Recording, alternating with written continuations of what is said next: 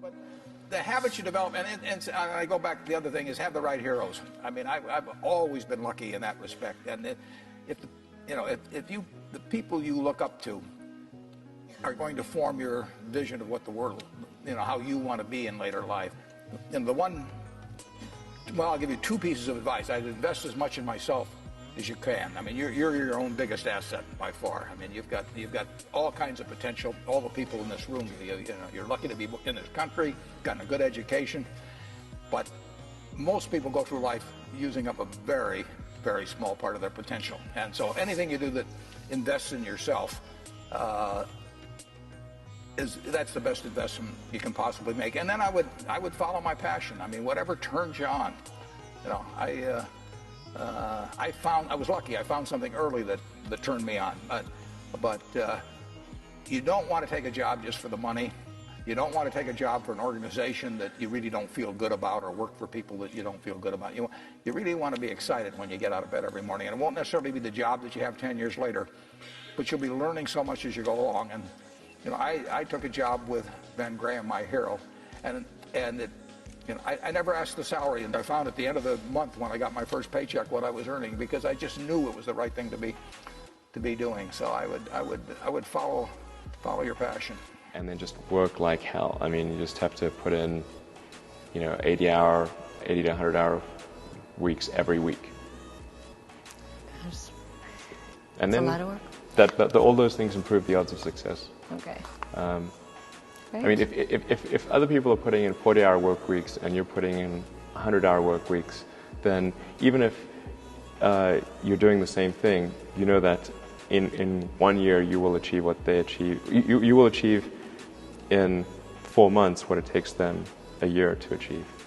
They master nothing and they wonder why they're unfulfilled, because they're running for the sugar, the next thing that feels good, instead of getting past what doesn't feel good and getting to where you own something.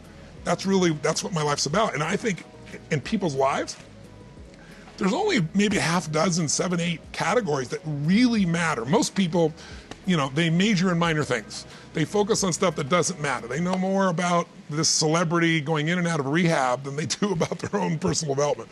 But I look at and say, if you look at your body, where you're starting, without that, everything else is out the door. You don't want to be richest man in the graveyard. That's not going to do it. If there is energy, if there's vitality, if there's strength, it's going to show up in your relationship. It's going to show up in your business, show up in your life.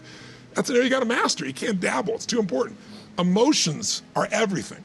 I mean, you got a ton of money, you got everybody loves you, and your primary emotions are pissed off and frustrated, then your life's pissed off and frustrated. It doesn't matter if you got $1 billion or 1 million people loving you.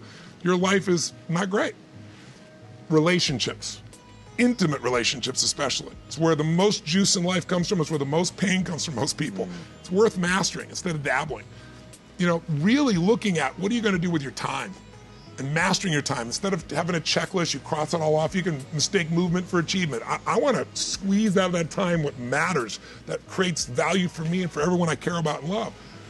What about your career or your business and the mastery of that instead of dabbling? Most businesses are dabblers. That's why they don't make it. 96%, any 10-year period of time, 4% make it. That doesn't even mean they're profitable.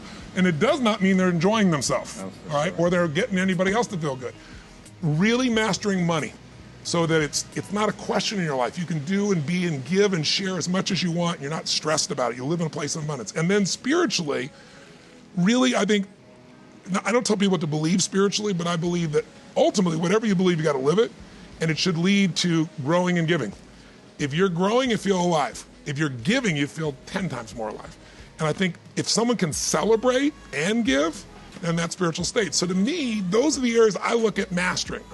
Business for sure, but it's the areas of life that matter most. And most of where we spend our time doesn't make people feel fulfilled. That's why the average person is not fit and healthy. The average person is not in a relationship where they have tremendous passion. I'm not a dummy. I'm not a positive thinker. I know the truth. The average person is not successful in business. The average person is not earning what they want to earn. But you know what? Very few people have those things, but a few do. A few are happy, fulfilled, spiritually alive, financially strong, their business is growing, they have passionate love affairs, and I'm obsessed with finding the few who do and find out what they do different and teaching to everybody. Learning it for myself and teaching everybody else. So I always understood that there really was no difference between me and the audience.